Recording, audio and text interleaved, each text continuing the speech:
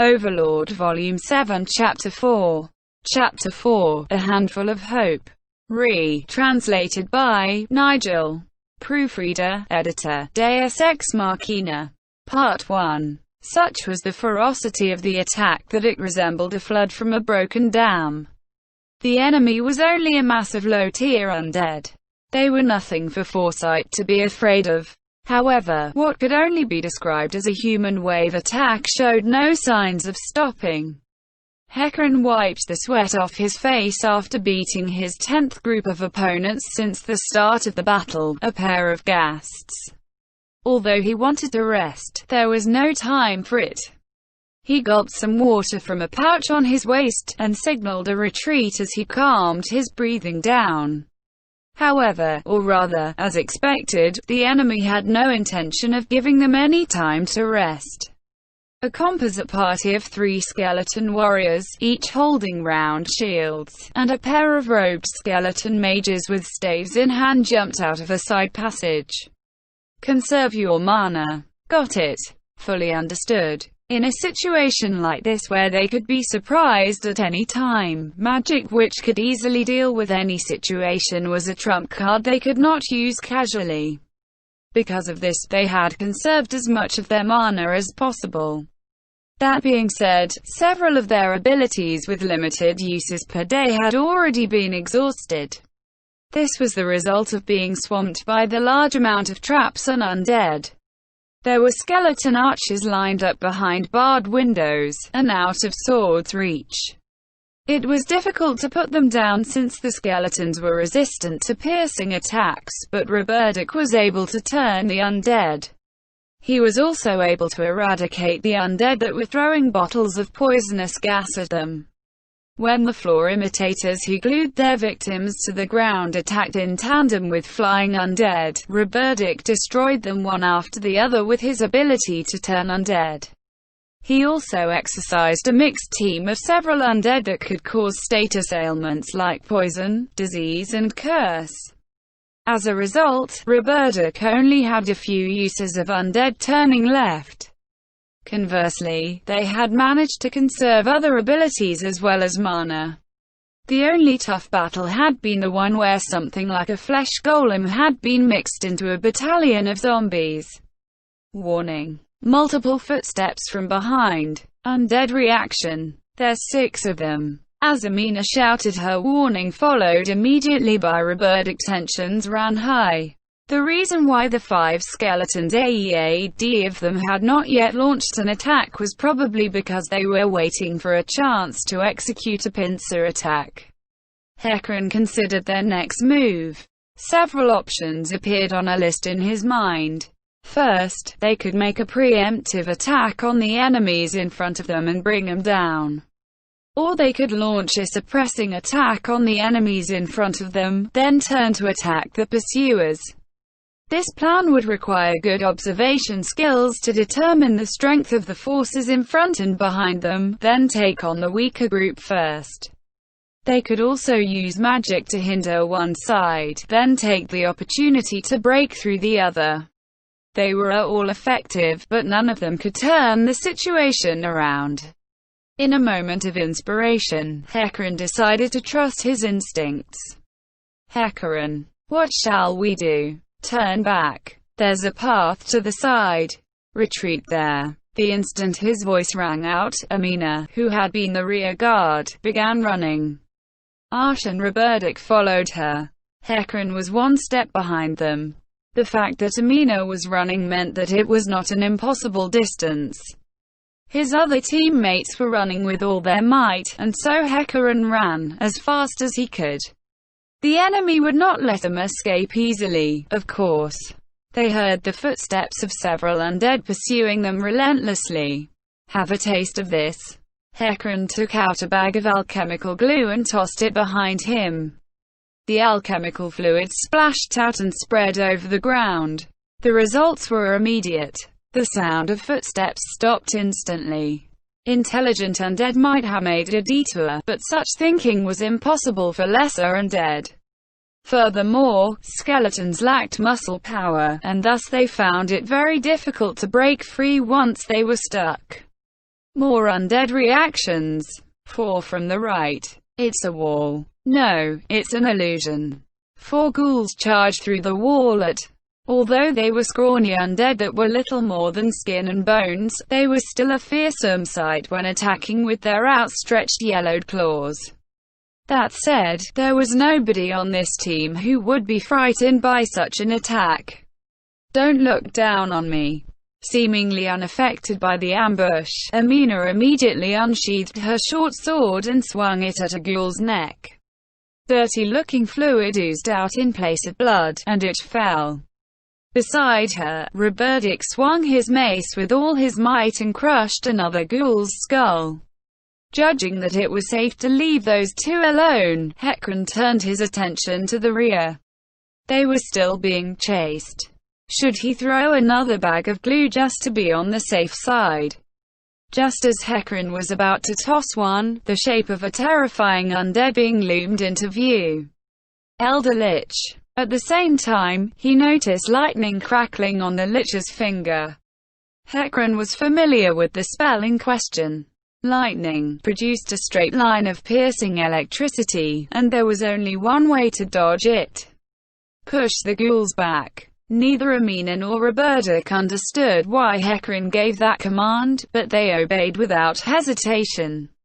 A bolt of white lightning flashed across the hallway just as the 4 of them pushed the ghouls through the illusionary wall. The air crackled, and Hekran felt a magic circle activate under his feet. In the next moment, they were enveloped in an unavoidable pale blue light, and the scenery before them changed. Be careful. Stay alert.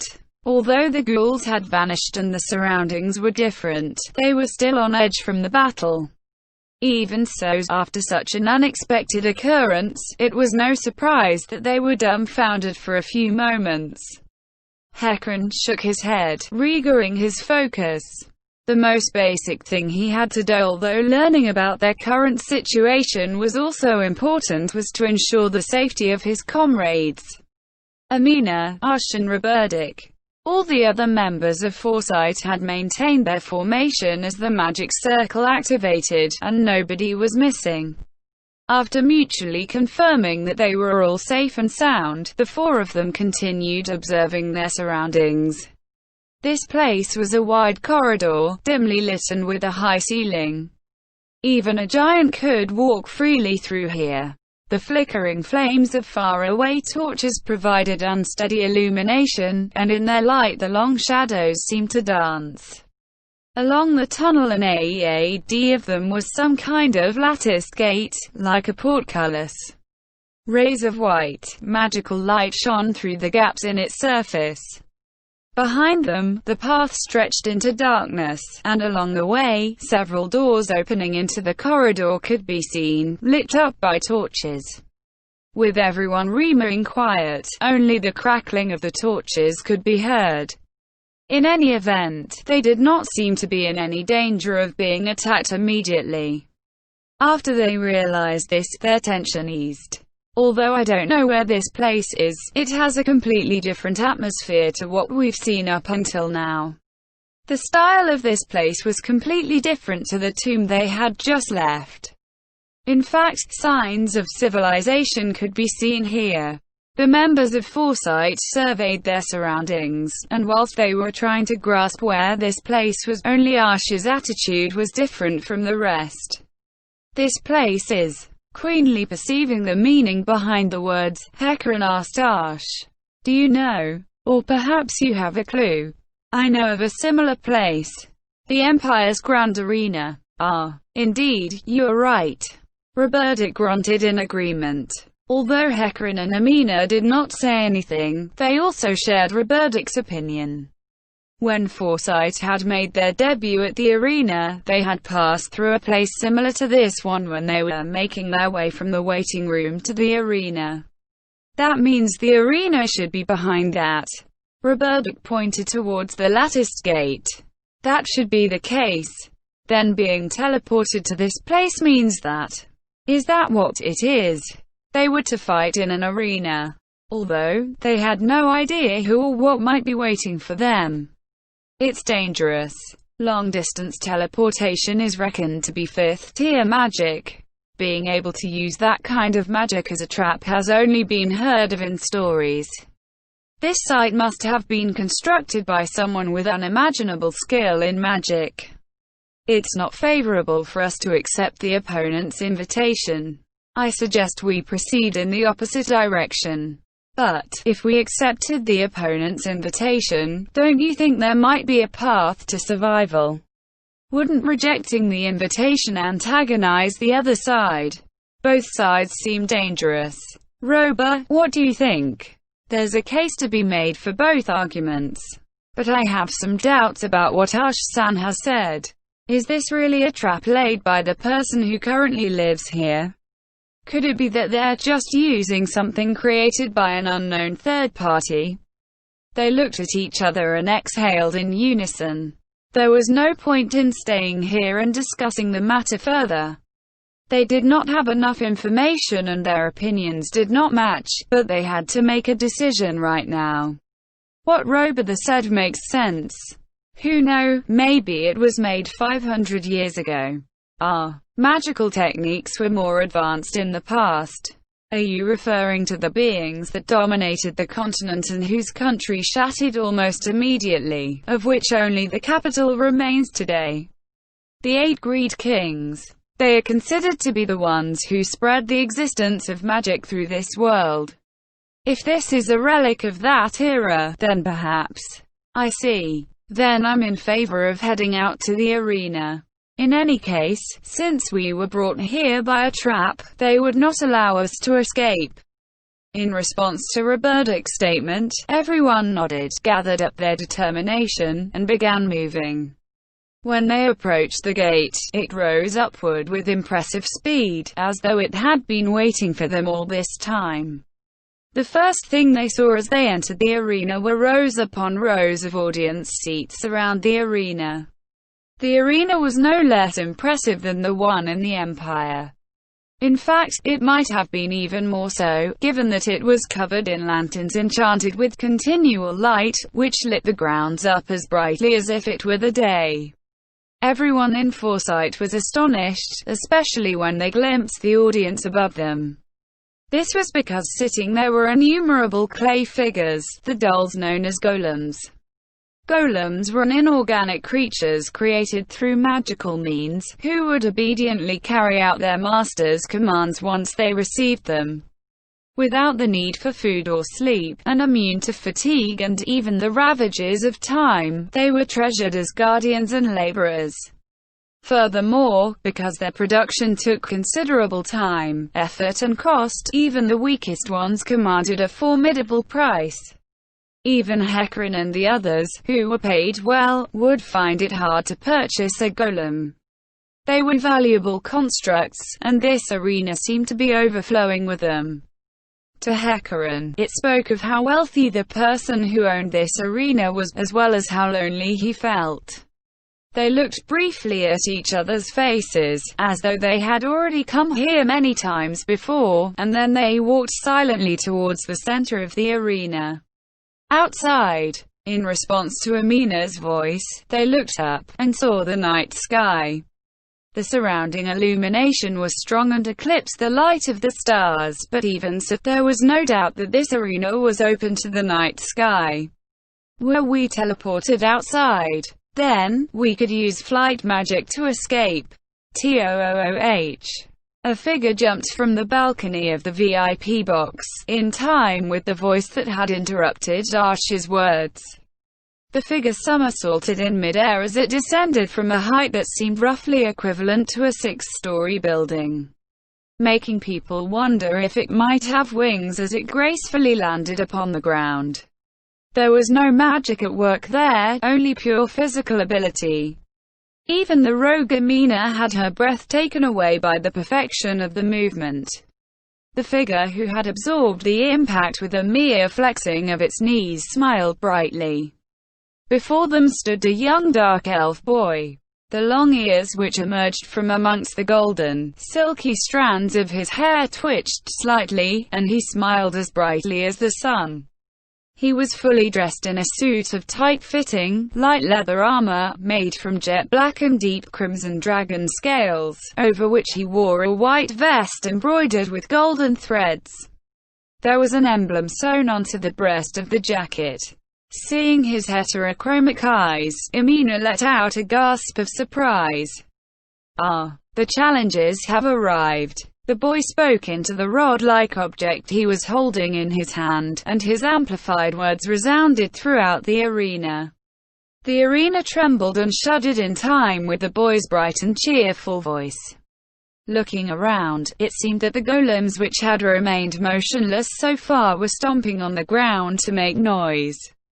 The challenges are 4 reckless fools who have invaded the Great Tomb of Nazarick. And facing them is the master of the Great Tomb of Nazarick, the Supreme King of Death, Ains Uil Gaun Sama. The portcullis on the opposite side of the arena rose upwards at the same time as the Dark Elf's voice rang out. From the darkness of the path beyond, a being stepped into the light. In a word, it was skeletal. Crimson radiance flickered within the eye sockets of the white skull. It was dressed in a gown-like vestment, and because there were no muscles where the robe was cinched about the waist, it appeared unbelievably skinny. Judging by the fact that it held no weapons, it was probably a magic caster of some kind. Ooh. And walking in behind him is our guardian overseer, Albedo. The members of Foresight held their breath as they saw the woman who followed behind like a servant. She was a peerless vision that surpassed even the beautiful Princess of Darkness, Nabe. Hers was a beauty that could never be reached by human beings, and 2 horns curved out gently from both sides of her forehead. At her waist were a pair of black wings. They looked so realistic that they could not possibly have been artificially created. The arena quaked with stomping, as if to welcome the debut of these 2 new entrants, before turning into thunderous applause. It was a reception befitting the arrival of a king. The 2 people approached Foresight amidst the thunderous applause from the surrounding golems. "I'm so sorry," Ash muttered. "We ended up like this because of me." What would follow was probably going to be the most grueling battle Foresight would ever have faced. In all likelihood, 1 or more of them might die. Ash probably felt that they had been plunged into such a dire circumstance was because of herself. Without her debt, perhaps they might not have accepted this task to go investigate a tomb they so obviously did not know enough about. However, oi, what nonsense is this girl babbling? Indeed, it was everyone's decision to go on this job. It had nothing to do with you. Don't you think we'd have done it anyway even if you hadn't said anything? That's how it is, so there's no need to be worried. Hecarim and Robertic smiled as they spoke, and Emina patted Ash's head. Well then, although there's no point planning now, we should still have a discussion. Ash, can you identify that undead creature?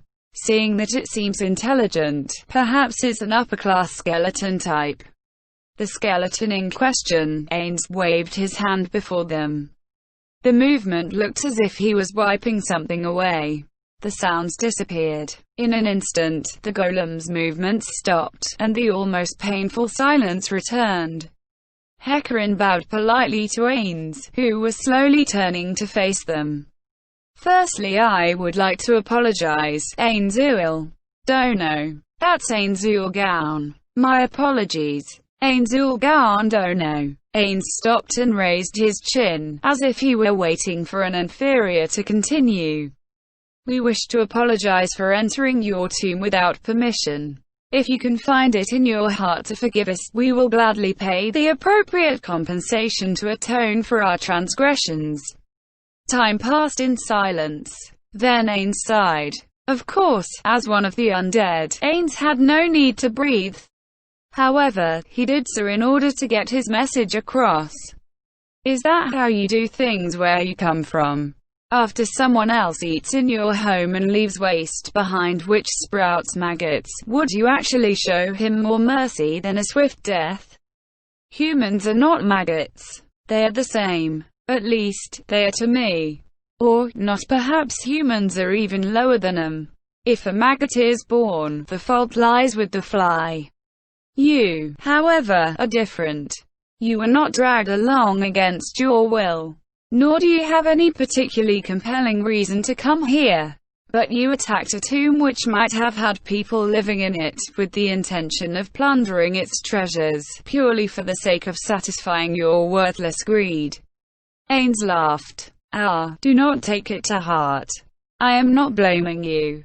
It is only natural for the strong to take from the weak.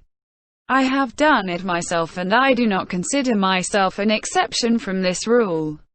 It was precisely because there might be someone stronger than me that I was on guard. Now then, the time for idle banter is over.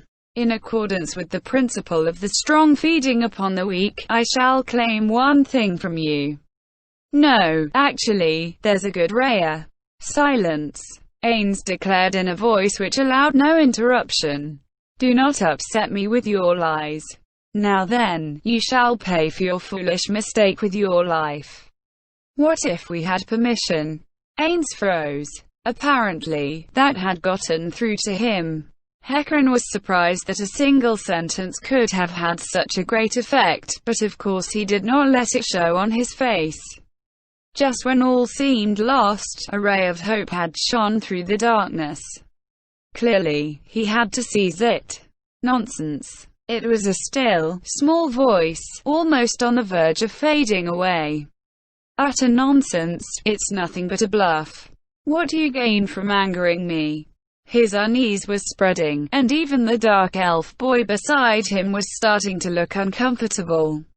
When he turned to look at the last person, goosebumps broke out all over Hecarim's body. The beauty behind him was still smiling, but she radiated a murderous intent that beaded Hecarim's brow with sweat. And what if it was true? No. No. It must be a bluff. Absolutely impossible. You should all be offerings dancing in the palm of my hand. Ains shook his head and fixed Hecarim with a gaze that seemed to bore right through him. But, however, yes, that's right, just in case, I will hear you out. Who gave you this permission? Don't you know him? Him. He didn't leave his name, but he was a pretty big monster. Hecarim desperately thought on where the goal line was, where he could evade danger. It was a question that only a person paralyzed by indecision would ask, because only by asking could a person know what was true or false. It's as though he's human, Hecarim thought. This was not the reaction of a monster, but of a coward. This was a good chance. Tell me what he looked like. He was very, very, very big. Very, very big. As Ains descended into another round of introspection, Hecarim reflected that they had avoided danger yet again, and breathed an internal sigh of relief. He gestured to his colleagues with small movements of his fingers, telling them to find an escape route. Ains would not act without confirming the truth or falsehood of Hecarim's words. This was all the time they had to think of how to get out of here. What did he tell you? Who knows, someone might have used a charm or dominate spell or some other special ability. Before that, I hope that you can guarantee our safety. What? If you have indeed gained the permission of one of my friends, then your safety is assured. Do not be afraid. A new word, friend. Hecarim analyzed the information he had just obtained. From the events of the negotiation, he had learned that Ains Ulgan had friends, which he was currently not in contact with. The secret of trickery was to expose the information your mark wanted, and then force him into a mistake. Well, why so quiet? Then let me hear what the person you met said to you. He had made it across all the goal lines so far. Now he had to do it again. His palms sweated profusely. He said to give his regards to Ains in the great tomb of Nazarick. Ains? His fidgeting suddenly stopped. Hecarim noticed, and an "oh crap" expression spread across his face. He said, to give his regards to Ains. Hecarim steeled himself. After all, words spoken could not be taken back. Yes. Kuha. Ains laughed when he heard Hecarim's answer. This was not a happy laugh. It was a laugh that could be best described as volcanic. Ha. Well, so much for that. Though really, when you think about it calmly, there were bound to be holes aplenty in that story. Ains's movements stopped, and he turned to look at Hecarim. The crimson fires blazing in his eye sockets turned dark, consumed by the black which surrounded him and reducing his pupils to points of red light. Hecarim and the others took a step back, as though Ains's mere line of sight was exerting physical pressure on them. Within that glare was the purest rage. Utrasshh.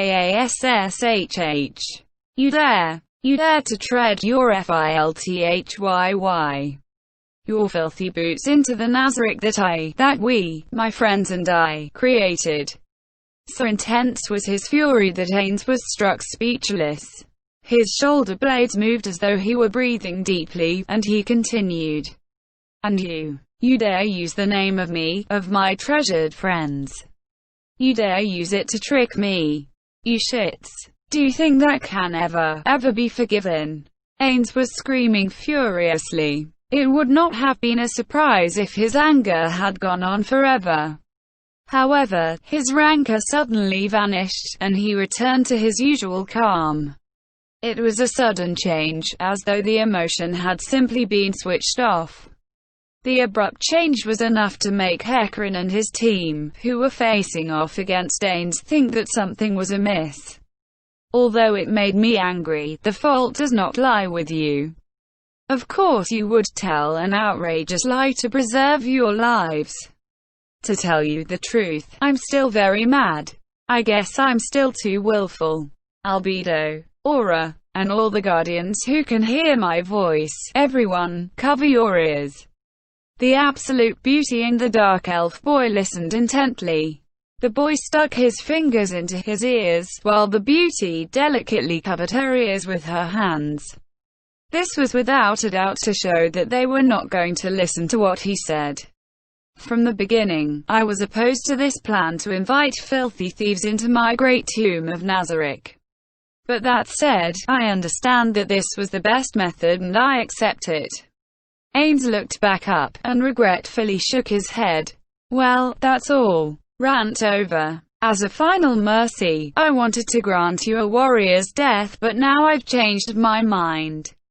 Now I will dispose of you like the thieves that you are. While talking as though it was somebody else's problem, Ains shared his gown. Naturally, there were bones below. A dark red orb floated under his ribs, emanating a feeling of dread. He had nothing on besides his pants and greaves. No, there was one more item. There was a leather collar around his neck, with a chain, broken halfway down, dangling from it. Oh! A strange sound came from above them. Looking up, they could see the upper body of a silver-haired girl leaning out of the VIP box. She was immediately pulled back by a blue gauntleted hand. What the hell is she doing? I'll go scold her later.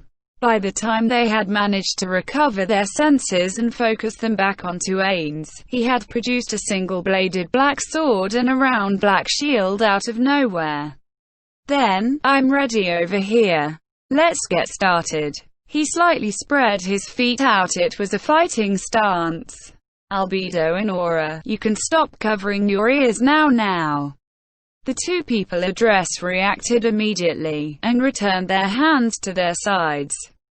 I'm in a very bad mood now. To think I would encounter fellows like this. So I'll toy with them without killing them, and I'll leave the disposal to you. Now, let's begin. As Hecarim stared down the sword and shield-equipped Ains, Hecarim's first thought was that his opponent was not a warrior or a swordsman. If pressed, he would say that he was like a monster, the kind who would use their excellent physical abilities to overwhelm their opponent. Both his posture and stance looked like those of an amateur. But he radiated a heavy pressure, appearing larger than life. For a being like this, the fearsome move they could make might be to simply attack. Not coming. Then, allow me. Ains rushed over as he replied. His was a frightening speed that shrunk the distance between him and his foes to nothing in an instant. He followed it up with a grand slash downwards from above. The attack had openings all over it, but it had great destructive power. In the hands of a mighty being with incredible physical ability, it was a sword strike that could kill anything it hit. Taking it would be very dangerous. Hecarim came to this conclusion in an instant, as he sensed the high-speed blade descending on him. A hard block would turn this into a contest of power, and he knew that he would be overwhelmed if he pitted his strength against Ains. That being the case, there was only one option. Ains's sword struck down into the ground, the lingering echo and vibration of steel against steel fading into the air. Parry the blow and guide it away from his body. Normally, an attacker would be thrown off balance after being parried, and this would be a prime chance for a counter-attack. But Ains had not even moved.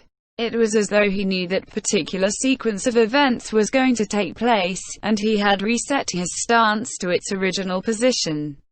Hecarim realized that he had made a big mistake. No good. I underestimated him. But the only thing I can do is fight on. He aimed at Ains's head. He used a martial art. Twin blade strike. The two swords inscribed gleaming arcs in the air as they scissored toward Ains's head. Normally, bludgeoning weapons would be more effective against a skeleton-type enemy like Ains, but Hecarim was more adept with slashing weapons, and not nearly as proficient with blunt weapons. His main objective was to try to inflict some damage on Ains. He flurried as many attacks as he could against Ains, not caring if they hit or missed, in the hope that at least one of them would get through and strike him. The twin swords sped toward his opponent's head. An average person would have taken it full on. A first-rate opponent might have only been scratched. Then what about an absolutely top-class opponent? HNH. Ains interposed his shield in the path of the swords. Normal people would not have been able to accomplish it, but with overwhelming physical strength and speed, it was possible. Magic arrow. Lesser dexterity. As the shield blocked the two strikes, Arsh's spell sent a white bolt streaking towards Ains. At the same time, while the sound of clashing metal still rang in the air, Robertic cast a spell to augment Hecarim's agility. Child's play. Ains did not even bother looking at Arsh. The missile of light flickered and faded out of existence before it even managed to touch Ains. A shocked expression appeared on Arsh's face. Spell immunity. But from where? HMPH. In response, Ains swung his shield at Hecarim's face. A shield bash, is it? The widely known basics of fighting skills resounded in his head. Hecarim decided to turn this danger into an opportunity, and made his move.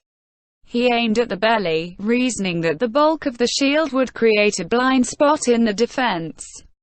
However, Ains easily swept his weapons aside with the black sword. He saw through it. His eyes followed the wall-like shield as it approached, and he barely evaded the blow by the skin of his teeth, and then a greave kicked at him from below. A normal kick was nothing to be afraid of. However, through their brief exchange of arms, he was fully aware that due to Ains's incredible strength, despite having no muscles to speak of, any attack he made could kill him in a single blow. Taking the hit was tantamount to taking a mortal wound. Hecarim frantically rolled away. Without Robertic's support, it would have been impossible. The vacuum in the kick's passing sliced off several of his hairs, and a chill raced up and down his spine. This way, Amina launched 2 arrows from her bow. Because she had cried out, it was not a sneak attack, and Ains casually avoided it. The arrows flew past him, having missed their mark. To begin with, arrows were not effective on skeleton-type monsters like Ains. She had hoped that he would not bother with evading them and casually take the hits, but it seemed that was not going to happen. The arrows she had loosed had flattened heads, like a spade. They were specially designed magic arrows which would do bludgeoning damage. If they had not been avoided, they should have been able to effectively damage even skeletal opponents. At least, that was how it was supposed to happen, but even if that was not the case, there was nothing to regret. Hecarim took the opportunity to stand up and slightly widen the gap between himself and Ainz. Amina's cry had also been to give Hecarim the chance to rise to his feet. Twin blade strike. Ha! The two slashes were easily deflected by the single sword. The shock of the parry sent tremors through Hecarim's hands.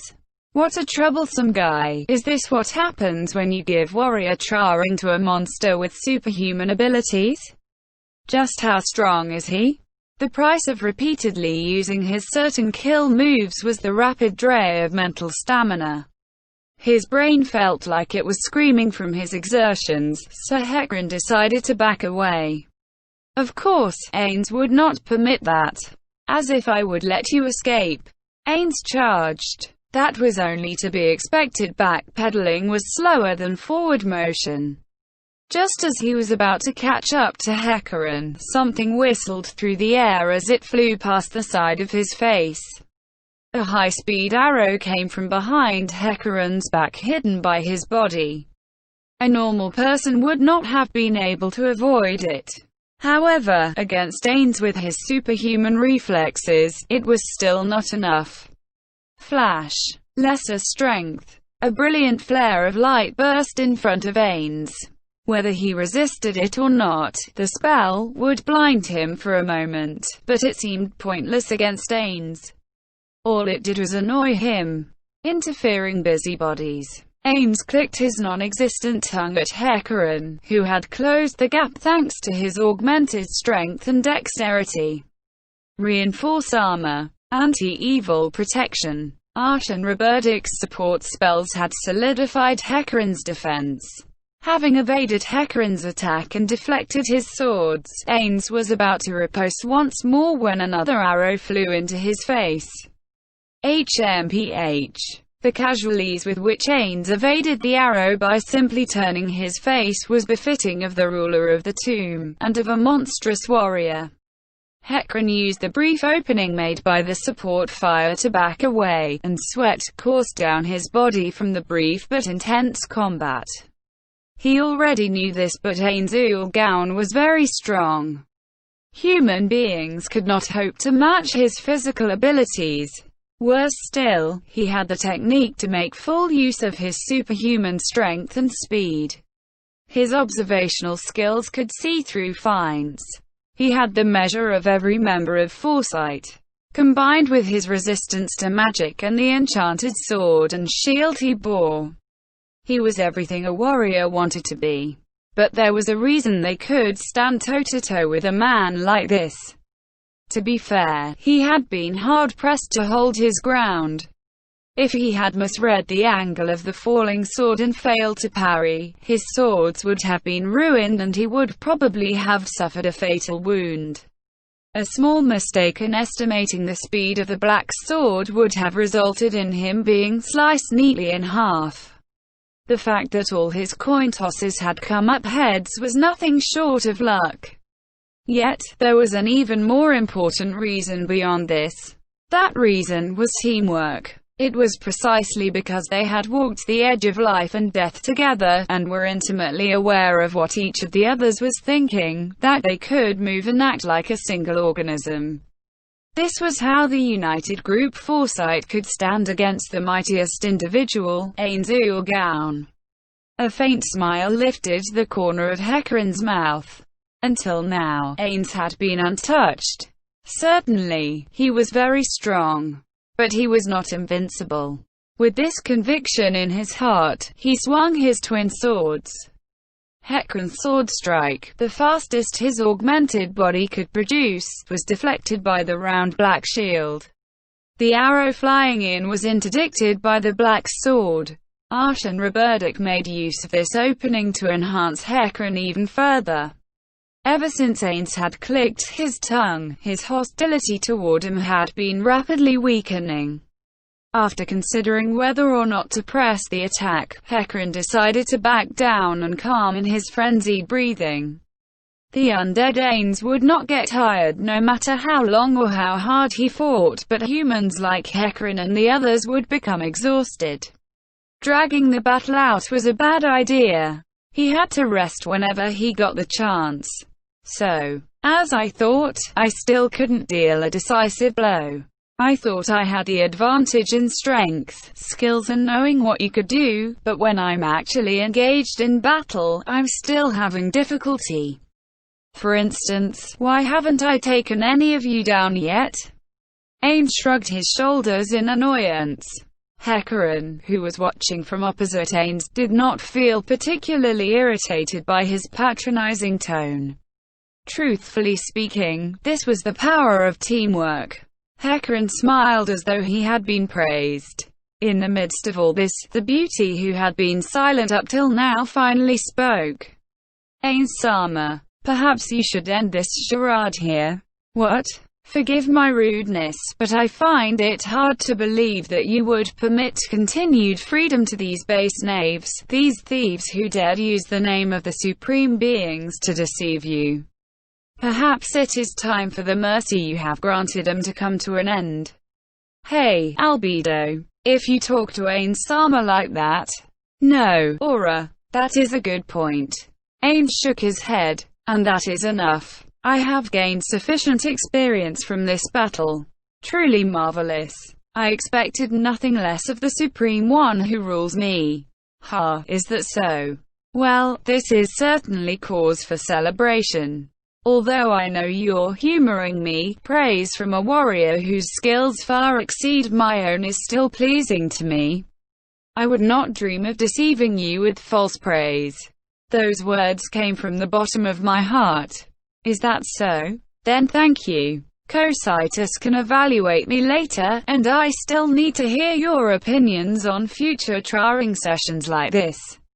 Ainz nodded several times, looking very satisfied with himself, and then he turned back to Foresight.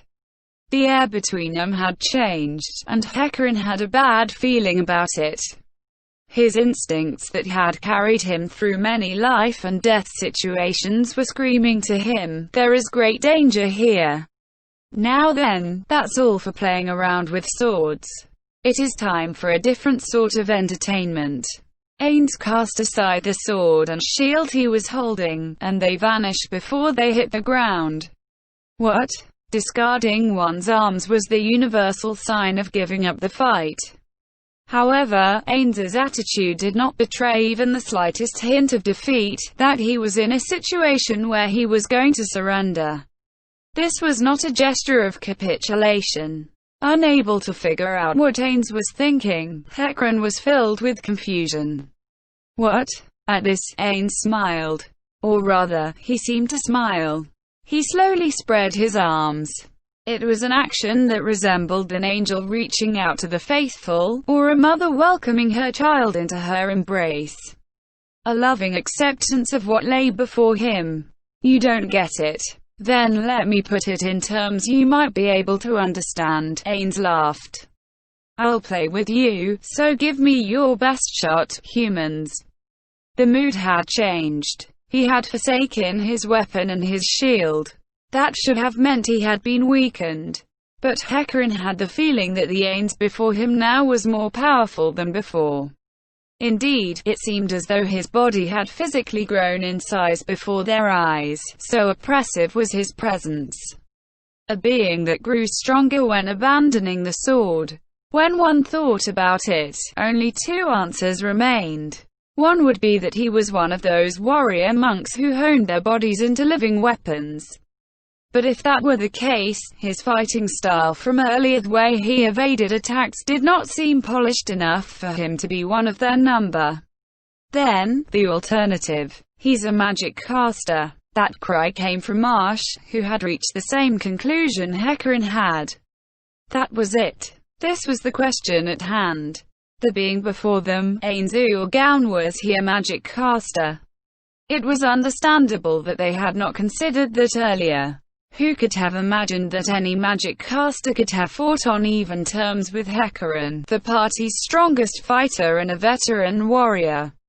Magic casters, especially arcane magic casters, had weaker bodies than warriors. After all, if one had time to train one's body, one could easily spend that time on learning magic.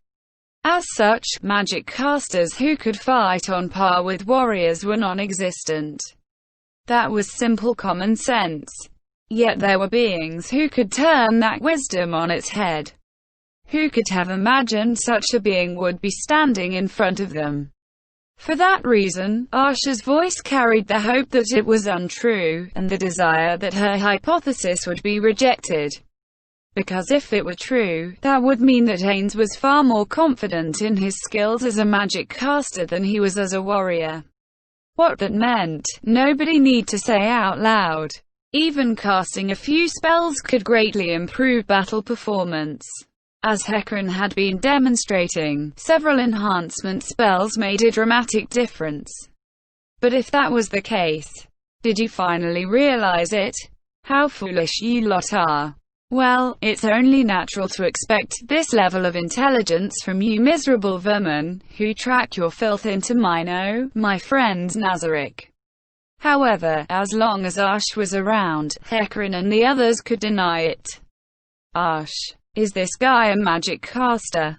No, I'm sure of it. At least, he's not an arcane magic caster. And what is that supposed to mean? I can't sense any magical power from your body. Ah, so you were using divination magic, then. How rude. Ainz showed Hecarim and the others his hands. As one might expect of an undead, there was nothing of them but bones. He spread his fingers to show that each of them, on both hands, was wearing a ring. Once I remove this ring, you will understand. I also lent it to my subordinates. Saying that, Ainz removed a ring on his right hand. And then, it was the sound of vomiting. Sticky fluid splattered onto the floor of the arena, and a sour, rancid stench wafted up around Foresight. What did you do? Amina glared at Ainz from where she had rushed over to assist Ash. Ainz seemed a little uncomfortable, but still answered in a displeased tone. What on earth is that girl doing? There's a limit to how rude you can be, throwing up when you see someone's face.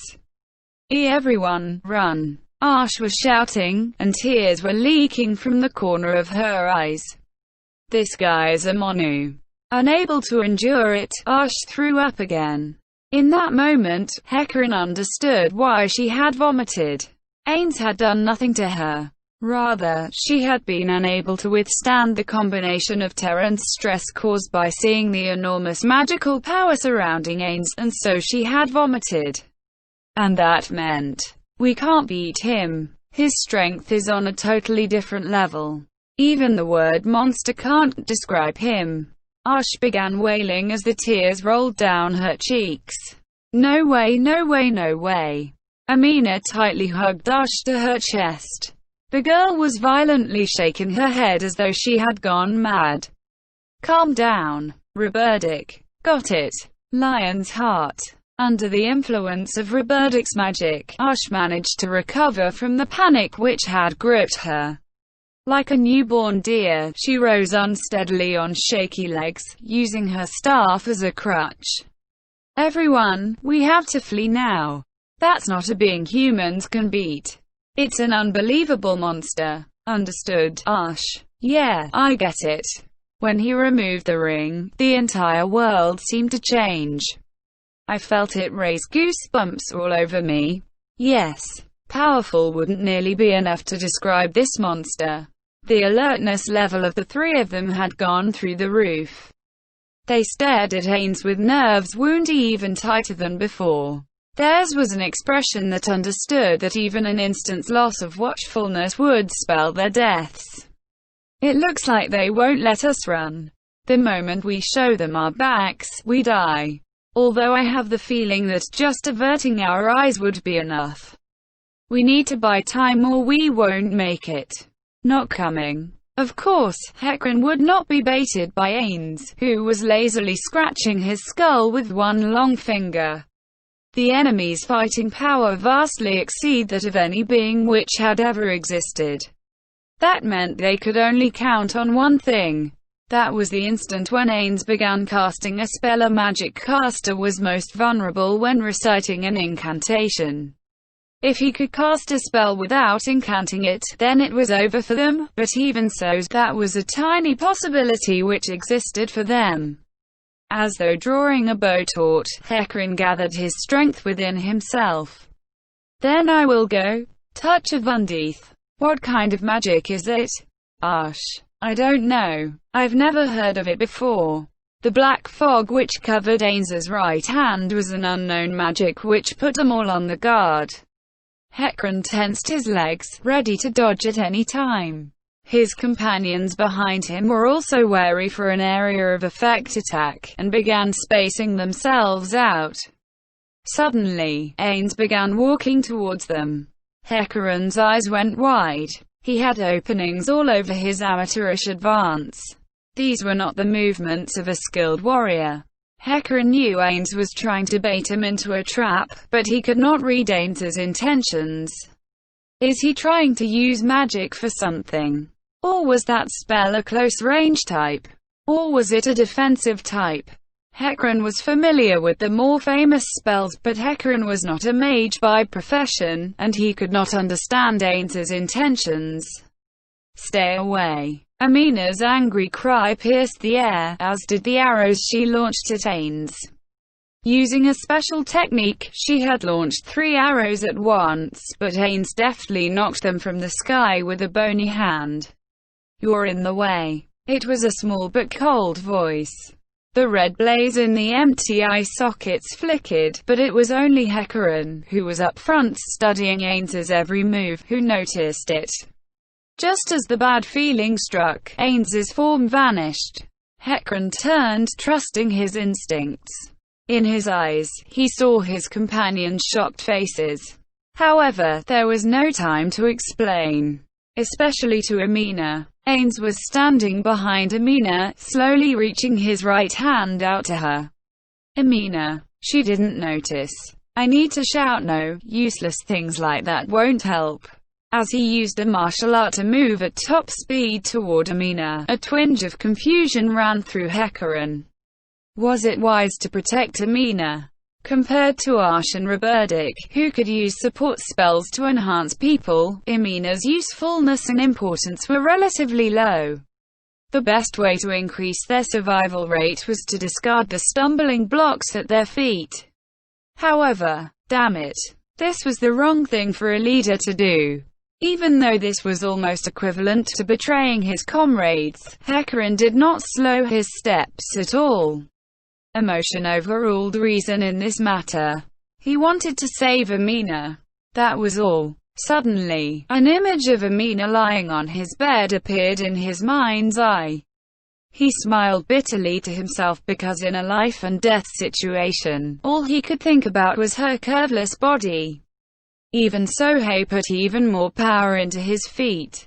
This was the strength of a man who wanted to protect his woman. Get away. Hecarim's sudden charge created confusion, and thus he made it in time. Before Ains could touch H, he had already knocked Amina out of the way. Ains was deciding which should be his priority: reducing their pain. The small whimpering voice in his head was saying the man who had appeared in front of him, or the woman who got away. Hey, it's me, dumbass. He followed up his yell with a martial art. First, he used Limit Breaker. There would be a price to pay, but it increased the amount of martial arts he could use at the same time. Next was the technique which made his body feel like something was being broken inside it, dull pain. After that was Physical Boost, and a Twin Blade Strike, made under the influence of Iron Fist. His greatest attack was born from these. His twin swords glowed. Hecarim was counting on the fact that Ains would be used to his sword attacks from their earlier exchange, so the sudden change in speed would confuse his senses and make it harder to evade. It was the foreshadowing of a strike which would end the battle in a single blow. Ains did not react to it. "I've killed him." Just as he imagined his sword slicing into the defenseless skull, the sensation which traveled up his hands was definitely not the feeling of steel cutting into bone. He's immune to slashing damage. He had had similar experiences during his adventures as a worker. He's immune to both slashing and piercing attacks. What kind of monster is he? As Hecarim tried to retreat in a panic, he felt an icy cold sensation enveloping his forehead. It was Ains's hand. Hecarim felt like he had been clamped in a vice, wanting to escape yet unable to move. Hecarim. Amina. He's immune to slashing. Hecarim tried to shrug off the intense pain and report what he had learned to his colleagues. While he was grasped by the head, he felt his entire body being lifted up. Although he hammered the backs of his swords into Ains's arm, the grip on his head showed no signs of loosening. Wrong. Piercing, slashing or bludgeoning, none of the weak attacks you can muster can do so much as put a scratch on me. What the hell? What kind of con game are you running? That's not fair. He's lying. Amina, if that were true, there would be no reason to fight at all. He must have some kind of weakness. I won't fall for it. It's truly sad when you can't even believe the truth that's right in front of you. I would have imagined that you would have realized from the melee battle, and the conversation we had, that you were nothing more than useful test subjects. Did that little skirmish we had give you the hope that you could actually win here? Consider that wishful little dream to be my mercy to you in the hell that is to come. What kind of mercy is that? You piece of shit, you goddamn bastard, let Hecarim go. The arrow arrived at the same time as her voice. However, Ains simply remained still, and the pain in Hecarim's forehead continued unabated. Do you really want to do that? You might hit this man. The pain in his forehead filled Hecarim with fear, the fear that at any moment his head might be crushed by the hand holding it. Although he struggled, Ains did not shift a millimeter. It was like attacking a steel block. The only thing Hecarim hurt was himself. Did that hurt? Don't worry. I won't kill you just like that. A miserable little thief like you does not deserve that mercy. Instead, paralysis. His body was frozen. No, it was not frozen, it had been paralyzed. If all I did was inflict paralysis, then maybe touch of Undeath was a little wasteful. Hecarim heard the words, but he did not understand them. Amina's bowstring hissed as she sent a continuous stream of projectiles downrange, but the only response was quiet laughter. So, how far can you? No, please, struggle as much as you want. That will only deepen your despair. Run away. Hecarim's mouth would not move to make the sounds he wanted. This was an opponent they could not simply evade just by running away. But fighting would be even more foolish. This was especially true given that once the vanguard was taken down, the battle line would collapse. Then, who will be next? Of course, you can all come at once, but that would be too boring, no. Amina turned to look at Hecarim, who was lying on the floor of the Colosseum. He was not dead, but he looked like it. There was no way she could save him from the clutches of the logic-defying monster known as Kugane. But even so, you idiot. Just by common sense, you should have abandoned me. You dummy. She was angry. Idiot, idiot, idiot, stupid idiot. You moron. Directing abuse to a man who so gallantly risks himself to protect his comrades is only going to upset me, you know. It was a statement that showed a complete lack of understanding for Amina's feelings. Then again, their opponent was a monster. Trying to make him understand human emotions would be impossible. I already know that. I don't deserve such a great leader. She took a breath. But still, you're still an idiot. Running on your emotions like that. What? Don't be confused. Amina thought to herself. She was trying to suppress the feelings of a woman who wanted to save her man. She had to abandon Hecarim and bring this information back. She had to tell the outside world about these ruins, about the fearsome monster which inhabited it, and depending on how things went, they might even need to assemble a punitive force to deal with it. Demon gods. 200 years ago, the demon king that laid waste to the continent must have been a creature like this. It felt as though the world she was living in had been touched by myths and legends. It clearly could not be like this, but some part of her, deep in her heart, was insisting that this was just a dream. Legends, huh? It sounds so bizarre when you put it that way. It's heroes that ought to be fighting a monster like this. Inspiration struck in a flash. That was it. The ones who battled the demon gods were the 13 heroes. They were heroes. Then, the only one who could find Ains was also a hero. Give Hecarim back. If we don't return by the stipulated time, the strongest people in the world will force their way into this tomb. If we can return unharmed, you can use us to negotiate. What is this, lies again? Ains sighed, a silent ha sound. Sweat beaded on Amina's brow. It was genuine. No, I'm not lying. Albedo. Is there anyone who could be considered strong on the surface? There are none. I believe she is just spouting meaningless lies. It's not a lie. The girl behind Amina was shouting.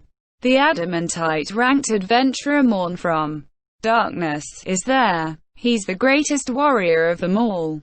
He's stronger than you. For the first time, Albedo appeared perturbed. She looked to Ains, panic written on her face, and lowered her head to him. My apologies. There is such a being. Please, forgive me. Yes, I didn't even notice. Albedo. Morn of Darkness. By the way, he's... Forget it, it's not important. He cannot defeat me. He had been acting like a demon king until now, but the way he was slumping his shoulders suggested that he was hiding something. Exactly what he was hiding, nobody could tell. Morn is strong. Stronger than you. No, those are hardly grounds for negotiation, give it up. Ains waved his hand lazily to dismiss the topic. Now then, shall we begin? The time for idle chatter was over. Ash. Run. Roberdak shouted, and Amina agreed. Yes, run. Look up. This is probably the outside. If you fly, there's a chance you can escape. Run, even if it's only you. We'll try to buy you some time, a minute, no, 10 seconds. Now that is an interesting idea.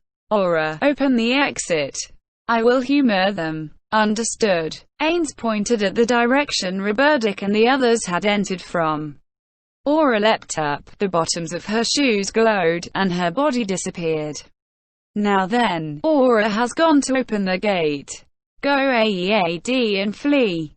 Abandon your comrades. Who was the one who wanted to run again? Ains extended his hand. His skeletal face could not display any expressions, but from his gesture, it was clear enough. If he had flesh, it would have been twisted into an evil smile. It would have been a smile that eagerly anticipated these comrades to fall into infighting. It was true that workers were different from adventurers. They formed parties based on the power of money and useful relationships, and in a situation like this, the odds of them fleeing would be quite high.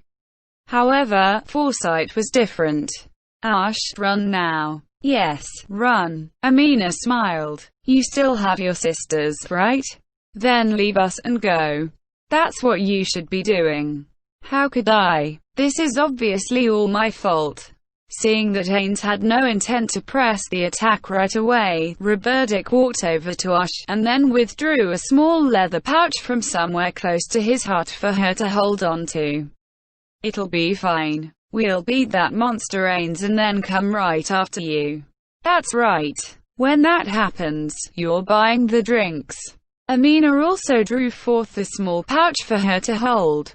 Then, go. Use the money I left at the inn as you wish. Mine too. I'll hold you to that. Then, I'll be going first. Of course, none of the three actually believed it.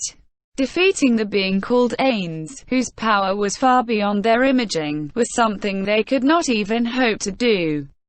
Ash knew that this was their final farewell, and she was choking back her tears as she cast her spell. There are monsters in the sky that might still catch you even if you run.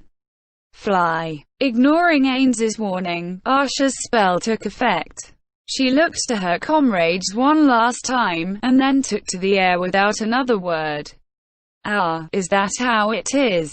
Well, it's faster and less tiring than running, Ains said in a casual way. However, it's quite remarkable that you two decided it without fighting with each other. I thought I would see your disgusting true selves on display here. You would never understand. It's because we're comrades. That's true. Dying to protect a comrade is not a bad thing. A flash of insight struck Amina. Were your comrades the friends you spoke of? Moo. Your comrades must have been exceptional individuals, no? Then, our relationship is as close as theirs and yours. That's right. The evil atmosphere vanished as though it had never been, and Ains continued in a quiet tone. Greater love hath no one than this, to lay down one's life for one's friend, so it was written in the Gospel of Marco. It's all right if we die. However, for the sake of the bond that we share, that you yourself, and your exceptional comrades shared, please let her go. Ains hesitated for several seconds, and then shook his head. There will be no mercy for thieves like you. All that awaits is suffering upon suffering upon suffering, followed by death. But for the sake of the lives that you are willing to throw away for your comrade, I will make an exception for that girl. Shaltia. Ains carelessly showed his back to them, and called out to the VIP box. There was no chance he would be hurt, and it showed in his attitude. No, that was the reality of it. There was no attack they could use which would work. This was mere fantasy after understanding the truth of things. The two of them had no method which could wound the monster called Ains. Because of this, they could calmly turn their heads back. At the very least, they had to buy Ash the time to flee. Although they had no cards to play, they still had to do it. Amina and Robertic exchanged looks, and nodded. On the other hand, a girl's voice came from the VIP box in response to Ains's voice. She was a human girl with hair that gleamed like platinum. Although the two of them were filled with anger, they could not help but be captivated by that beauty, their eyes drawn to the girl who possessed it. Suddenly, the beautiful girl shifted her line of sight to look at the two of them. Her eyes were an entrancing crimson. Amina felt as though they were squeezing her heart. Similarly for Robertic, he was having trouble breathing with the crushing pressure on his chest. Even after the girl's eyes left him, Amina and Robertic still felt a little hampered. Shaltia, teach that child the meaning of terror. Teach her the gulf between the sliver of hope for escape that she clings to, and the inescapable reality that awaits all who dare invade the great tomb of Nazarick. After that, do not cause her any pain, but slay her with the deepest and sincerest mercy. Understood, Ains-sama. The girl Shalter smiled to Ains. However, when Amina saw that smile from the side, a chill ran down her spine. Her instinct told her that this was a monster draped in a very beautiful skin. Do enjoy the hunt. That was my intention. Shaltir bowed deeply to Ains before setting forth. Every step she took was one closer to ending Ash's life, but even if Amina knew it in her mind, there was nothing they could do about it. Amina and Robertic were both unable to move. Shaltir walked past him without any sign that she had noticed him, without paying him the slightest bit of attention. Perhaps foresight could close the distance between themselves and Shaltir immediately if they ran after her, but she seemed so far away. What's this? Still not coming? If you have time to talk, you have time to fight. How unexpectedly honorable of you. He was not looking down on her. His sentiment was genuine. In response to it, Emina's fighting spirit recovered somewhat. Wait. A question, please. What happened there? Where is the mercy in that? A priest. Then, I will tell you. In Nazarick, a death without further suffering is mercy enough. Silence descended upon them. They would no longer speak with words but weapons. Let's go, Droba. Yes. Oh. With an uncharacteristic battle cry, the charging Robertic brought his mace down on Ains's face. It was a strike made with all his strength. It was precisely because he thought that Ains would not evade it that he put all his might into the blow. Although Ains took the full power strike in the face, he did not react with pain as expected. Robertic followed up his attack, reaching out with his bare hand. Middle Cure Wounds. The healing spell was targeted at Ains. When exposed to healing-type magic, undead would take damage instead. However, like the attack spell Ash cast earlier, it vanished uselessly against an invisible wall. Ah! Emina tensed her bowstring as she cried out. Then she loosed. Although Robertic was next to Ains, she was not nearly bad enough to actually hit him. Rather, at this range, there was no way she could miss. Yet the arrows struck Ains, and fell to the ground without doing any damage whatsoever. Ains vanished. It was the same tactic as earlier. Teleportation. Not quite. As expected, the voice came from behind. Before Robertic could finish, Ains's hand gently settled on Emina's shoulder. There was no hostility in that gesture. However, it had a telling effect. All the strength in her body vanished, and she slumped to the ground. Although her mind was fully functional and conscious, her body felt like a puddle of immobile, insensate slime. What did you do to her? Robertic asked his question in a trembling voice, as his eyes went from the collapsed Emina to Ains, who stood by her side. Was that a surprise? It's nothing special. Ains proceeded to explain in such a way as to break Robertic's spirit. It was almost the same as just now. After casting a silent time stop, I moved over here and cast the same spell I used on that man, Touch of Undeath. And then, I just touched her. The air between them froze into silence.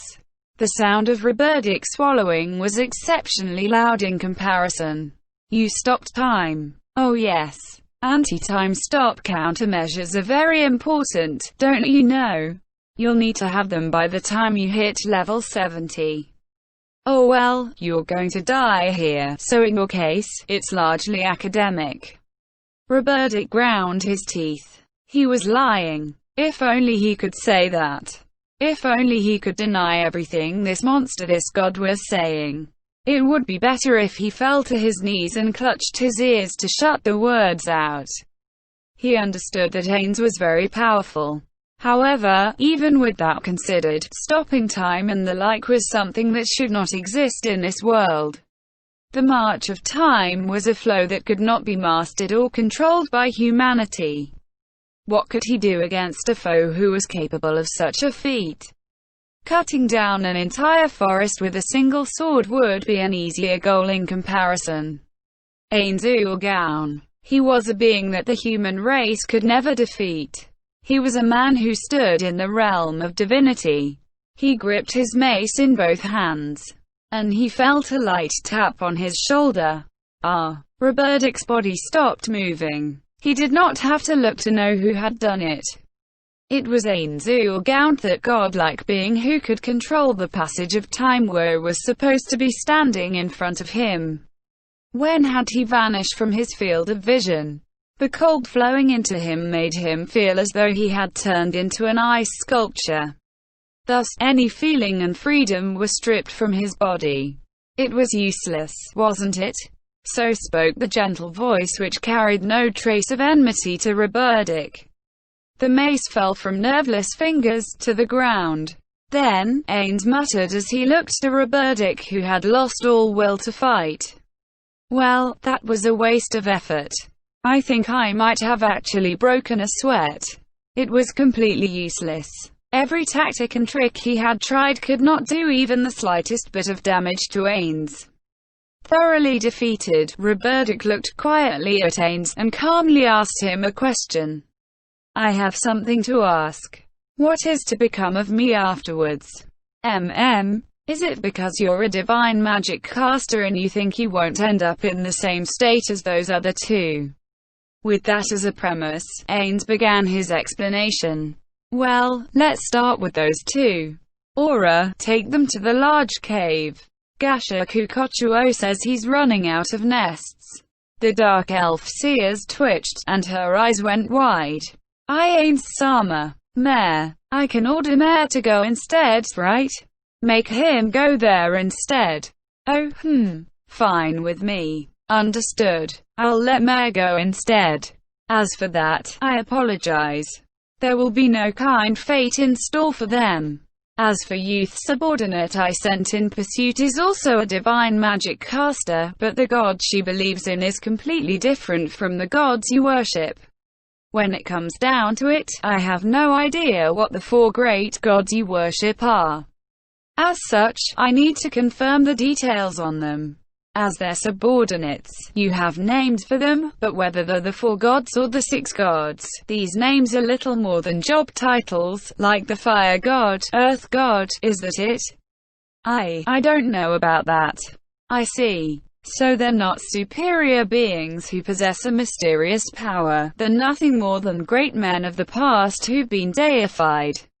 Impossible. Well, do listen. That's just my theory. But if that were the case, if you do borrow the power of the gods to work your magic, could dead people provide it to you? Or rather, what are the gods? Do they even exist? Are you really using the power of the gods? What are you trying to say? Have you ever seen the gods? The gods are always by my side. That is to say, you've never actually seen them directly, then? No. When we use our spells, we feel the presence of a mighty being. That is our god. And who declared that presence to be a god? The god himself? Or someone else drawing on that power? Roberdic recalled the theological debates he had taken part in. There was no clear answer to Ains's questions. Until today, the priests still debated hotly over whether that was the proof of the god's existence. Just as Roberdic was about to speak, Ains interrupted him. Well, supposing these super-dimensional beings, which we shall generously term gods for our purposes, do exist, I wonder if that means they were originally colorless in ties. Simply put, they are masses of power. Because drawing on their power dyes them in a different color and changes the thing.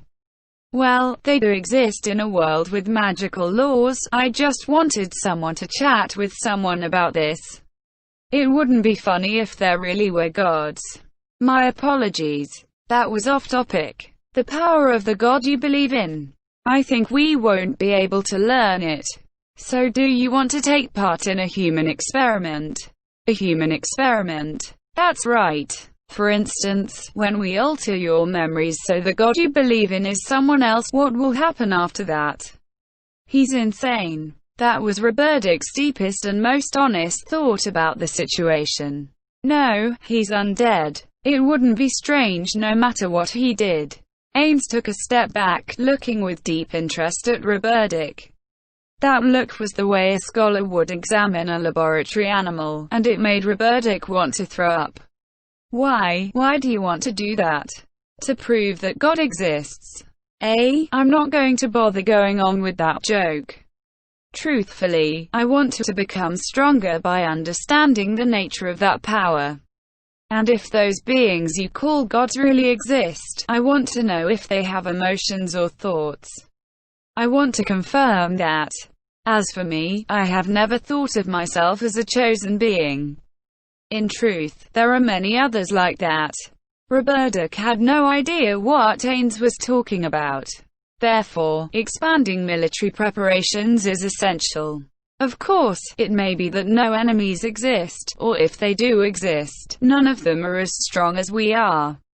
However, don't you think that the leader of an organization shouldn't be negligent? After all, if we rest on our laurels, we're likely to have our feet cut out from under us when we least expect it. Confirming the existence of gods is part of that.